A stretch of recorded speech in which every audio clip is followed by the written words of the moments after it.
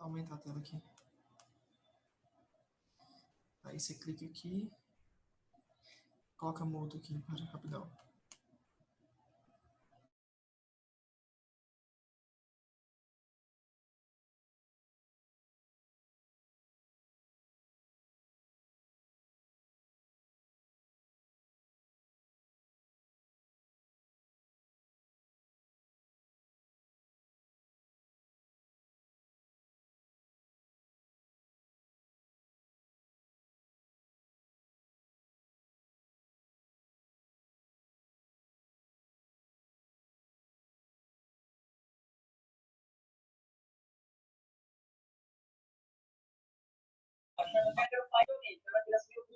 Então, meu primeiro ponto.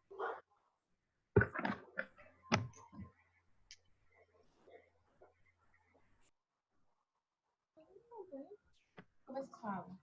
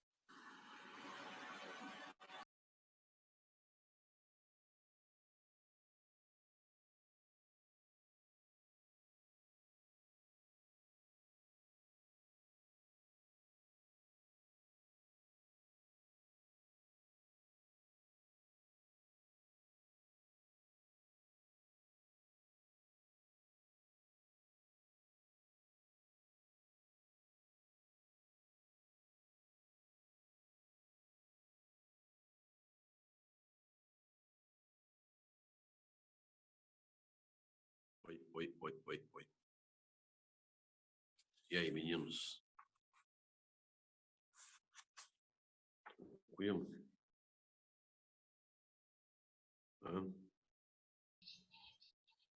Oi. Tranquilex? Bom, então nós estávamos na aula passada fazendo os exercícios aqui na página 65. Página 65. Sobre a Inconfidência Mineira e a Conjuração Baiana, né? Aí, no exercício 34, qual era o objetivo do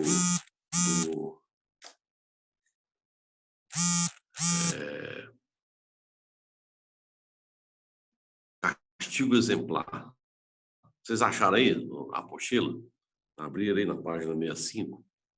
Bom, então, a pergunta é, qual era o objetivo do castigo exemplar, né? Livro de ontem, livro 1, né, meninos? Nós acabamos o 1 ainda, né? Está acabando um aqui, acaba um hoje, né? Então, o objetivo do castigo exemplar era uma forma de demonstrar o poder da metrópole, né? Uma forma de demonstrar o poder da metrópole.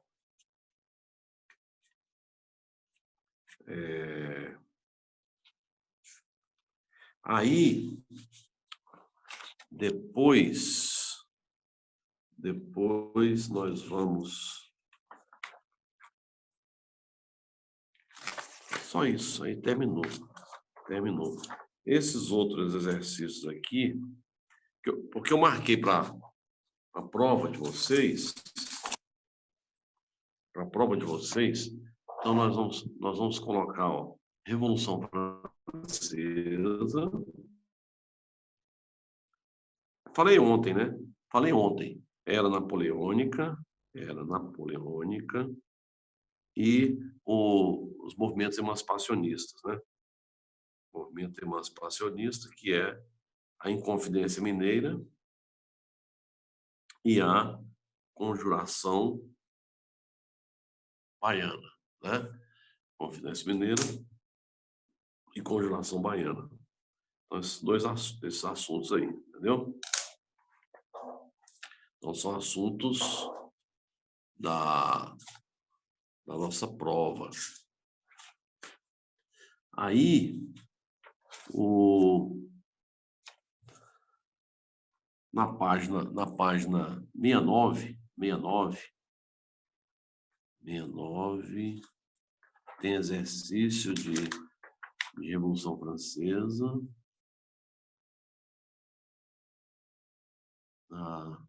Não, começa na 67, 68, 69.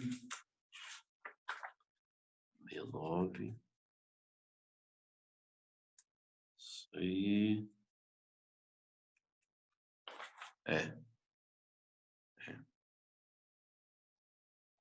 Entendeu? Bom.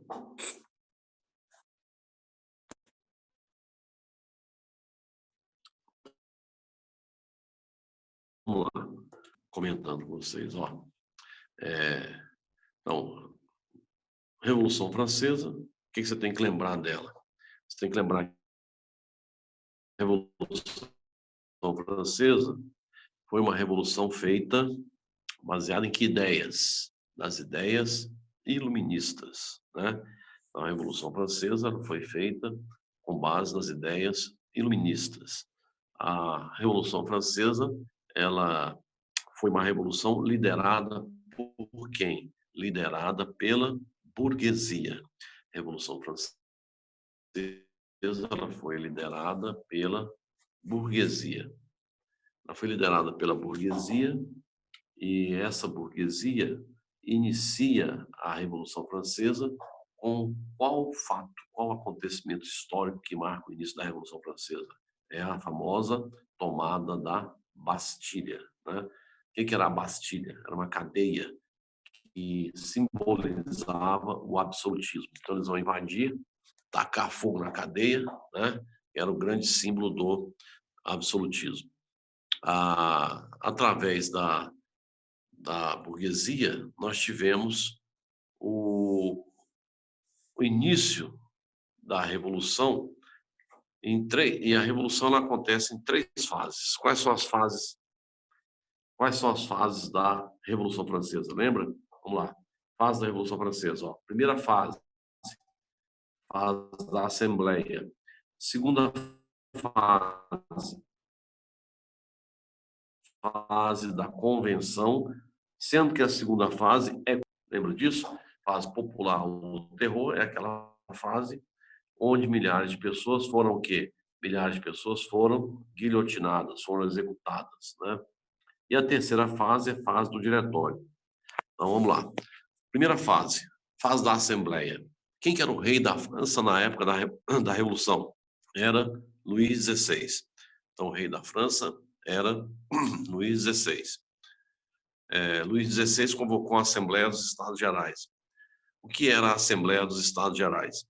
A Assembleia dos Estados Gerais era uma assembleia com os representantes da sociedade francesa. Então, tinha primeiro estado, segundo estado, terceiro estado. O primeiro estado era o clero, o segundo estado era a nobreza, o terceiro estado era burguesia, camponeses, trabalhadores rurais, urbanos, artesãos, né? Na primeira fase acaba o quê?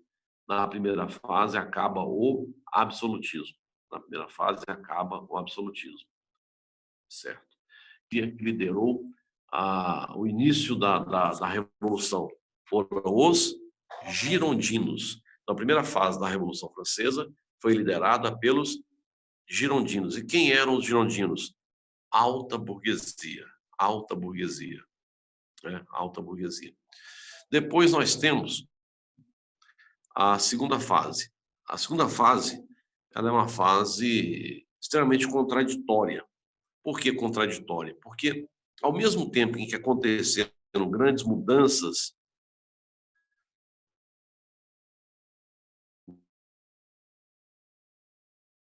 na sociedade, grandes mudanças, grandes conquistas, pessoas foram o quê? Milhares de pessoas foram guilhotinadas, né?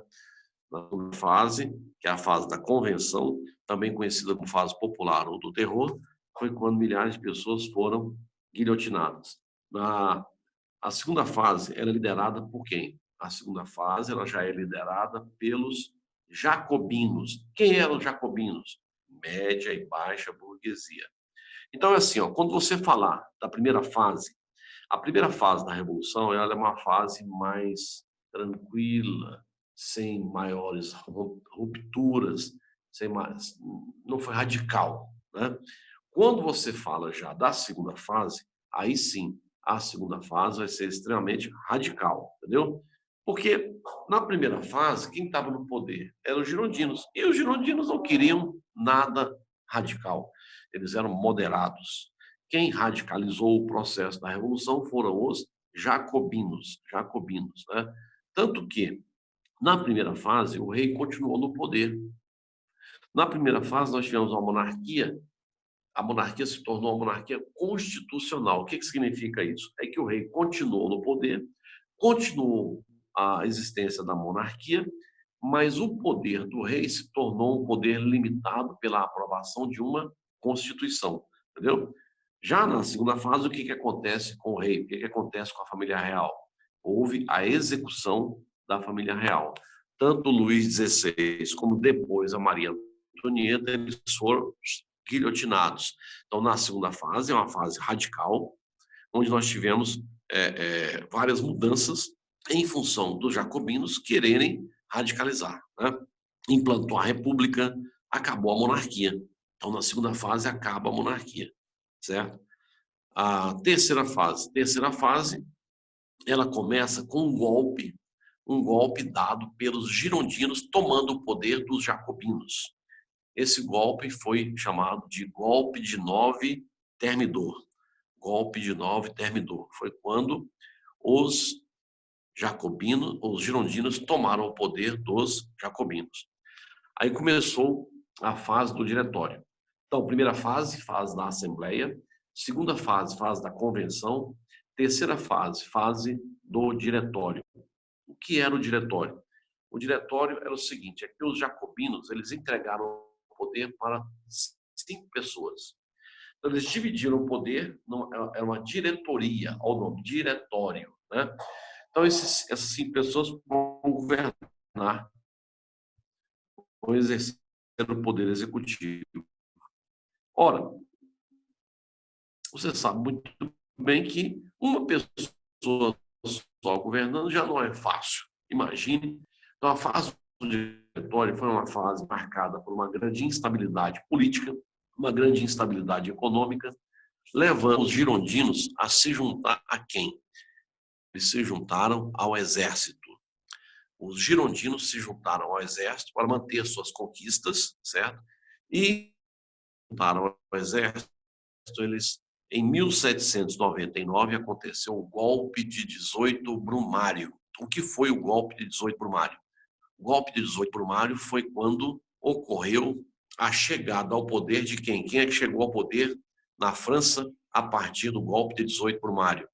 Aconteceu a chegada ao poder de Napoleão Bonaparte. Então, 1799 começa a Era Napoleônica. A Era Napoleônica. Inicialmente, Napoleão ele era cônsul. Ele vai governar com mais 2. Mas isso foi um período bem breve. Foi de 1799 a 1804. Então, de 1799 a 1804, Napoleão não tinha muito poder. Ele era apenas um cônsul. A partir de 1804, ele conseguiu se tornar imperador da França. Ele consegue, ele passa a governar sozinho. Mas ele conseguiu se tornar imperador devido ao apoio que ele tinha da burguesia. Porque você poderia perguntar assim, mas a burguesia derrubou o rei. A burguesia derrubou o rei porque ele era absolutista. Beleza. Mas Napoleão vai ficar no poder satisfazendo os interesses da burguesia. Você entendeu? Então, por exemplo, no período que ele era imperador, ele incentivou a industrialização, ele promoveu a construção de estradas, de escolas, ele aprovou o primeiro Código Civil francês. Então, ele promoveu uma série de mudanças que privilegiavam, que beneficiavam a quem? A burguesia. E, além disso, em termos de política externa, Napoleão procurou fazer com que a Inglaterra se tornasse a maior potência econômica mundial. Que a França se tornasse a maior potência econômica mundial. Mas para ele tornar a França a maior potência, ele tinha que invadir, tinha que dominar quem? A Inglaterra. Aí é que vocês devem se lembrar que aconteceu o seguinte: ele partiu para a invasão da Inglaterra. Partiu para a invasão da Inglaterra. Como é que foi essa invasão da Inglaterra? Foi um sucesso? Não. Ele tentou invadir a Inglaterra, só que a Inglaterra já há algum tempo, ela era simplesmente o quê? A rainha dos mares. Ele não consegue invadir a Inglaterra e, diante desse fracasso, né, ele decreta em 1806 o bloqueio continental. Então, a partir de 1806 foi decretado o bloqueio continental. Através desse bloqueio continental, aconteceu o seguinte: todos os países da Europa ficavam proibidos de continuar comercializando com a Inglaterra. E aquele país que insistisse em comercializar com a Inglaterra, o que iria acontecer com ele? Seria invadido. Seria invadido. Então, esse bloqueio foi um sucesso? Não. Esse bloqueio foi um fracasso. Ele não teve o apoio da maioria dos países europeus. Ainda tínhamos 2 países que não respeitaram o bloqueio de jeito nenhum. Quais foram esses 2 países que não respeitaram oficialmente o bloqueio continental? Esses 2 países foram Portugal e Rússia. Não que Portugal e Rússia fossem países poderosos, fossem países que pudessem peitar a Inglaterra. O que acontece é que tanto Portugal como Rússia eram, muito pelo contrário, 2 países dependentes da Inglaterra, dependentes econômicos. Quer dizer, eles até queriam aderir ao bloqueio continental, mas não tinham condições de aderir a esse bloqueio. Então, o que aconteceu com os 2 países? Foram invadidos. Inclusive, a invasão de Portugal foi uma invasão tranquila, porque aconteceu o quê? Aconteceu a transferência da corte portuguesa para o Brasil. O que significa isso? Eles fugiram para o Brasil. Né? O governo português, ele fugiu para o Brasil da invasão de Napoleão e vieram viver aqui no Brasil durante um bom tempo. Né? Já no caso da Rússia, então a invasão de Portugal foi tranquila. A invasão da Rússia que não foi tão tranquila assim. Quer dizer, a invasão foi. Ele chega a invadir a Rússia. Você sabe que o território russo é extremamente extenso, né? E ele então invadiu e os russos adotaram uma tática conhecida como tática de terra arrasada. Quer dizer, ele foi invadindo e os russos retrocedendo e tacando fogo em tudo, destruindo tudo que tinha em sua volta. Então ele achou que estava fácil, ele foi invadindo. Acontece que ele acabou sendo pego pelo rigoroso inverno russo. E não tinha nada em sua volta para suprir as necessidades de alimentação do seu exército, não tinha onde se abrigar. Então, o inverno acabou contribuindo. Lógico, a tática foi importante, mas o inverno rigoroso fez com que Napoleão perdesse a batalha na Rússia. Voltou derrotado para a França. Depois, em 1814, ele foi obrigado a renunciar. Após a sua renúncia, ele foi exilado, primeiramente, na ilha de Elba. Ele é exilado pela primeira vez na ilha de Elba. Assume o trono francês o Luís XVIII. O Luís XVI tinha morrido na guilhotina. O filho dele, que era criança na época que ele foi guilhotinado, foi preso, só que na cadeia ele morreu. assumiu, então, o irmão dele com o título de Luís XVIII. Bom, aí Napoleão foi para a Ilha de Elba, estava lá, e todo mundo achava que ele tinha, agora acabou Napoleão e tal, só que ele conseguiu fugir. Ele fugiu e ainda retomou o poder do Luís XVIII. Ele conseguiu tomar o poder de Luís XVIII, que foi obrigado a fugir. Ele fugiu lá para a Bélgica, o Luís XVIII. Napoleão, então, retoma o poder e resolve ir caçar o rei. Ele, então, foi para a Bélgica, Napoleão, e lembrando que ele retoma o poder em 1815, ainda governa mais 100 dias, até ser finalmente derrotado. Ele foi derrotado na sua última batalha, que é chamada Batalha de Waterloo. Ele é derrotado em 1815 na Batalha de Waterloo. Ele é derrotado nessa batalha e finalmente exilado na ilha de Santa Helena. Exilado na ilha de Santa Helena, onde viria a falecer em 1821. Para derrotar Napoleão, na Batalha de Waterloo, foi formada uma coligação de países. Se juntaram Inglaterra, Áustria, Rússia e Prússia para vencer Napoleão. Esses países que derrotaram Napoleão convocaram uma reunião após a sua derrota chamada de Congresso de Viena. Nesse Congresso de Viena vai haver a volta ao poder das antigas monarquias. As antigas monarquias vão voltar ao poder. E, além disso, vai haver também a reorganização do mapa político europeu. Bom, nesse Congresso de Viena, ficou definido que a maioria dos países europeus voltaram a viver com regime absolutista, certo? Bom, essa é uma parte, né, da história geral, vai cair na prova. Tem uma outra parte que é sobre os movimentos emancipacionistas. Os dois principais eram a Inconfidência Mineira e a Conjuração Baiana. Tá bom? Até mais, até a próxima. Um abraço. Tchau, bom final de semana para vocês. Tchau. Tchau.